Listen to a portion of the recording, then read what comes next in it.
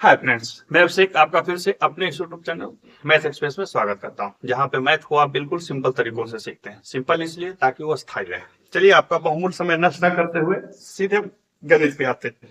देखिए, ये 4 या 5 मैथ का एक समूह होता है जिसे हमने टारगेट एसएससी नाम से सेगमेंट पे रखा है।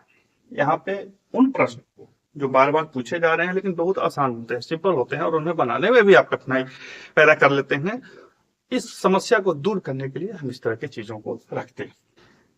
चलिए आइए आज का प्रश्न देखते हैं। पहला प्रश्न कहता है कि यदि 3 tan theta is equal to cot theta, जहां थीटा जो है वो 0 और π/2 के बीच का है। यहाँ पे बीच का है मतलब कि इसका मान 0 भी हो सकता है, 0 से बड़ा भी हो सकता है, π/2 यानी कि 90 डिग्री के बराबर भी हो सकता है, 90 डिग्री से छोटा भी हो सकता है, कुछ भी हो सकता है।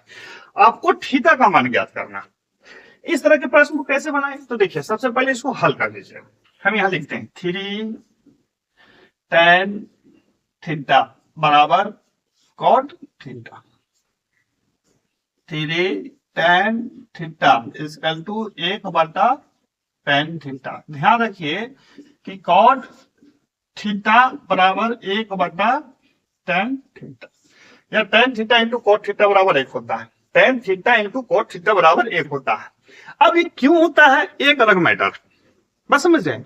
tan थीटा इंटू, मैं थोड़ा सा समझा देता हूं, tan थीटा गुने cot थीटा बराबर 1 क्यों होता है? तो tan थीटा बराबर क्या होता है? लंब बटा आधार। cot थीटा बराबर क्या होता है? आधार बटा लंब। दोनों को लिख के काट दीजिए, एक बचता है ना। tan थीटा बराबर क्या होता है? लंब बटा आधार गुने आधार बटा लंब। काट दीजिए, क्या बचा? 1। प्रूव कर दीजिए, बहुत ईजी है, लेकिन इसी को बहुत लोग बहुत बना लेते हैं। ऐसा कुछ नहीं, सिंपल से रखिए। अब इसको गुना कर दीजिए, 3 tan स्क्वायर थीटा बराबर 1, tan स्क्वायर थीटा बराबर 1/3, जिसको हमने यहां ले आया। tan थीटा बराबर 1/√3, tan थीटा बराबर tan 30 डिग्री। tan 30 डिग्री का मान 1/√3 होता है। tan से tan चला गया, थीटा बराबर 30 डिग्री। 30 डिग्री का मतलब π/6, जहां पे π/6 है हम वहां लगा देंगे। बिल्कुल आसान था या नहीं था? इसी तरह से प्रश्न जो होते हैं परीक्षाओं में पूछे जाते हैं और होते बहुत आसान हैं, परंतु हम आप क्या करते हैं कि उसे बहुत ही कनिष्ठ बना देते हैं। देखिए, ये जो जिस खंड से आता है मैथ, ये बहुत ही आसान होता है, बशर्ते आपको इसका नियम पता होना चाहिए और कुछ अलजबरा के सूत्र याद होना चाहिए। यदि ये 2 चीजें हैं आपके पास तब तो बहुत अच्छी, नहीं है तो फिर समस्या होगी। अगला प्रश्न को देखते हैं, वो और भी आसान है। यदि एक समचतुर्भुज के विकर्ण, यदि एक सम चतुर्भुज के विकर्ण x एवं y हैं, तो उसका क्षेत्रफल क्या? ये प्रश्न है। आपके ऑप्शन है xy/2, b 2/xy, x/y, d y/x। ये प्रश्न है, ये भी रिसेंटली पूछा है। देखिए, समचतुर्भुज है, मैं बना देता हूं। समचतुर्भुज है a b c d। इसका एक विकर्ण है सो x है, इसका दूसरा विकर्ण है वो y। अब इसका क्षेत्रफल निकालना। देखिए, समचतुर्भुज के क्षेत्रफल का सूत्र होता है क्षेत्रफल बराबर 1/2 गुने विकर्णों का गुणनफल, यानी कि एक विकर्ण गुने दूसरा विकर्ण। 1/2 गुने पहला विकर्ण है x गुने दूसरा विकर्ण है y, यानी कि xy/2। जहां पे xy/2 है हम सब फट से टिक लगा देंगे। अब कहेंगे सिनेमा ने क्यों बता, ये तो हम भी बना लेते। देखिए, मेरा ये बताने का मूल उद्देश्य था कि आप क्या इसको बोलते हैं जी, सूत्र को याद रखें। बहुत ही सिंपल है। बहुत सारे लोग परीक्षाओं में इसलिए गड़बड़ा जाते हैं कि वो सूत्रों को याद नहीं रखते हैं। उन्हें लगता है कि मैं ऐसे जाऊंगा, हिसाब को बना के चले आऊंगा। नहीं भैया, ऐसा नहीं होता है। युद्ध के मैदान में जब जाते हैं तो सब तरह के हथियार को चलाने आपको आना चाहिए। पता लगा कि उस परिस्थिति में आपको सिर्फ पिस्टल ही मिली और आपने बोला कि हम तो एलएमजी फायर करते थे, पिस्तौल कैसे फायर कर देंगे, बस हो गई। अगला प्रश्न है कि यदि P और Q एक द्विघात समीकरण से है, यदि P एवं Q समीकरण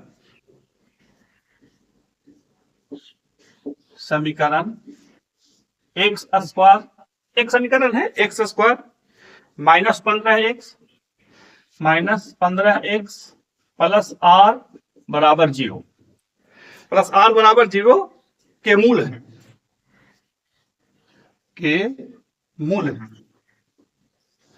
मूल ऐसे हिसाब बनाने हमको बड़ा मजा आता है, लिख कर मूल है तथा तो इसको हटा देते हैं, तथा P माइनस क्यू बराबर 1 तो R बराबर भाग।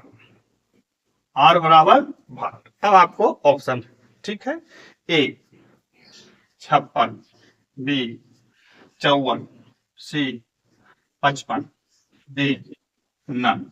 ये नन वाला हम दिए हैं, ठीक है। अब ये कैसे बनाना है देखिए। अब सबसे पहले हम समीकरण को लिख लेते हैं। क्या लिखेंगे? X square -15x plus are बराबर 0। द्विघात समीकरण में मूलों को ज्ञात करने के लिए सबसे पहले यह ध्यान रखना होता है कि मूलों का योगफल और मूलों का गुणनफल, ठीक है। तो यहाँ पे P प्लस Q निकालेंगे। P प्लस Q बराबर -B बटा A, -15 बटा A कुछ नहीं है तो 1 है। अब कहिए किसे माने, कैसे मानेंगे? तो जो एक्स स्क्वायर के साथ होता है उसे A माना जाता है, तो इसके साथ कुछ नहीं है, A बराबर 1। B जो है वो इसके साथ, x के साथ जो है, तो B बराबर -15। C बराबर R या कुछ नहीं है तो C बराबर R ही माना जाएगा, ठीक है। जब P द्विघात समीकरण को बनाते हैं तो द्विघात समीकरण का जो फॉर्मेट होता है वो ऐसे होता है, x square plus b x plus c equal to 0, ये फॉर्मेट में होता है, ठीक है। तो हम इसको लिख लेंगे। अब हम इसको देख लेते हैं, ठीक है। तो P प्लस Q बराबर क्या हो जाएगा? P plus Q equal to 15। P plus Q बराबर 15। अब P माइनस Q दिया हुआ कितना? 1 बना लीजिए। 2P equal to 16, P equal to 8। अब P बराबर हो गया 8, Q बराबर हो जाएगा 7। निकालने की जरूरत है नहीं, लेकिन मान तो पूछ रहा R का, तो R का मतलब हो गया C बराबर होता है AB, सूत्र होता है द्विघात समीकरण में C बराबर होता है AB, या जो लास्ट होता है वो आपको मूलों का गुणनफल निकालना होता है, तो C बराबर हो जाएगा AB मतलब 8 गुने 7, 8 7 56, 56 56। क्या हमने निकाल दिया इसको? हमने निकाल दिया। अब देखिए सीमा, अरे ये तो गलती आप कर दिए। कैसे गलती कर दिए भैया? कैसे गलती कर दी है? तो गलती कर रहे क्या सिनेमा कि गलती कर दी है, गलती इसलिए कर दी कि हाँ तो ए बी ऐसे लिखा है, एक्स लिखा नहीं, हड़बड़ाइए नहीं। परीक्षाओं में प्रश्न इसी तरह से आपसे पूछेगा, आप गड़बड़ा जाइए। देखिए साफ कह रहा है कि P एवं Q इसके मूल हैं, तो C बराबर जो होता है वो मूलों का गुणनफल यानी कि A और B का गुणनफल, तो इन मूलों का गुणनफल हम निकाल देंगे, यानी कि जो हमारा AB आया उसको गुना कर देंगे, तो 8 गुने 7 हम इसको निकाल दिए। इस तरह से इन चीजों को निकाल सकते हैं आप, कोई दिक्कत नहीं है। हालांकि C बराबर AB बटा A होता है, मतलब एक करके निकालते हैं, इस तरह से निकाला जाता है। आप इसको क्या बोलते हैं, बहुत सारे खंडों में देख सकते हैं, ठीक है। अगले प्रश्न को भी इसी तरह फटाफट ले लेते हैं। देखिए जब भी प्रश्न को इस तरह के प्रश्न, यानी कि ये क्या कहते हैं, ऐसे तो C बराबर माइनस बी बटा ए, बी बराबर माइनस बी बटा ए, सी बराबर माइनस सी बटा ए करके बनाते हैं, तो नहीं। सबसे पहले द्विघात समीकरण के सूत्रों को आप ध्यान से देख लीजिए ताकि आपको कहीं गड़बड़ी ना हो। ध्यान रखिए गड़बड़ी नहीं हो, मैं ये बात बोल रहा हूँ। अगला प्रश्न है कि यदि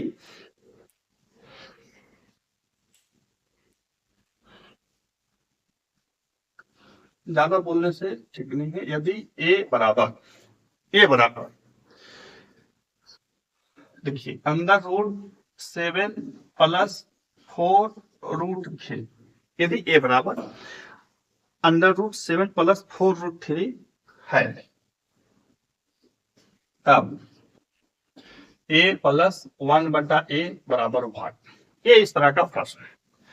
अब नियम तो यही कहेगा कि हम इसको ऐसे लिख दें, तो नहीं, सबसे पहले इसको तोड़ लेते हैं। ए बराबर अंडर रूट 7 प्लस 4 रूट 3। अब देखिए हमको आता है तो हम ऐसे ही बना देंगे, लेकिन आपको प्रैक्टिस करना है तब आ जाएगा। आप इसको लिख सकते हैं 4 प्लस 3, वह नहीं हो 4 प्लस 3 लिख सकते हैं नहीं, 4 3 7 प्लस 2 इंटू 2 रूट 3 लिख सकते हैं कि नहीं लिख सकते? लिख सकते हैं। अब हम इसको लिख सकते हैं अंडर रूट 2 के स्क्वायर प्लस रूट 3 के स्क्वायर प्लस 2 इंटू 2 रूट 3। अब ये बैठ गया A square plus B square plus 2ab, यानी कि अंडर रूट 2 प्लस रूट 3 का स्क्वायर, यानी कि 2 प्लस रूट 3। ए बराबर आ गया। ए बराबर हमने कितना निकाल लिया? ए बराबर हमने निकाल दिया 2 प्लस रूट 3।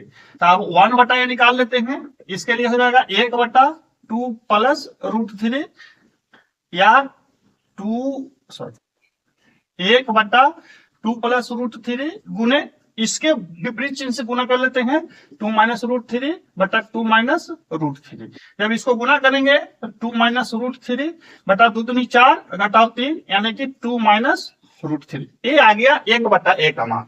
अच्छा फ्रेंड्स देखिए ए बराबर 2 प्लस रूट 3 और 1/a बराबर 2 माइनस रूट 3, दोनों को जोड़ना है तो क्या कर देते हैं 2 plus root 3 plus 2 minus root 3। Root 3 से रूट 3 चला गया बराबर 4। जहां भी ऑप्शन में 4 रहेगा हम उसको लगा देंगे, हालांकि हमने ऑप्शन तो लिखा ही नहीं।